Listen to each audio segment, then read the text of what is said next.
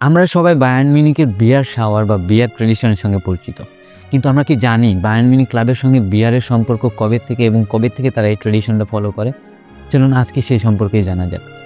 1900 সালে মিউনিখের একটা বিয়ার বাড়ি কিন্তু বায়ার্ন মিউনিখ প্রতিষ্ঠিত করা হয় এবং সেই বিয়ার বাড়ি কতিপয় কিছু ভিন্ন মতাদর্শী ফুটবলার চিন্তা করেন যে তাদের পূর্বের যে ক্লাবটা ছিল সেই ক্লাবটি ছেড়ে তারা নতুন একটা ফুটবল ক্লাব প্রতিষ্ঠিত করবেন এবং সেটাই আজকের দিনে বায়ার্ন মিউনিখ হিসেবে প্রতিষ্ঠিত হয়েছে।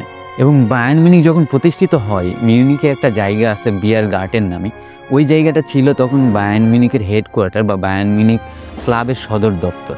এবং প্রতি বছর অক্টোবর ফেস্টে Bayern Munich player, Bayern Munich management staff সহ সবাই ওই দিন ভক্তদের সঙ্গে বিয়ার গার্ডেনে একটি উৎসবে মেতে ওঠেন এবং শুরু থেকে beer was a part of Bayern Munich. Bayern Munich শুরু হয়েছেই বিয়ার থেকে।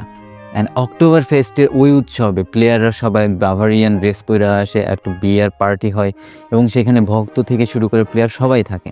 এবং বায়ার্ন মিউনিখের যে হোম গ্রাউন্ড আছে অ্যালিয়ান্স আরেনা, সেইখানে বিয়ার পান করতে করতে ম্যাচ দেখা, এটা তাদের একটা গেমের পার্ট। সো প্রতিটা ক্লাবের একটা ট্রেডিশন, একটা কালচার আছে, অ্যান্ড বায়ার্ন মিউনিখের ট্রেডিশন অ্যান্ড কালচার হয়েছে এই বিয়ার।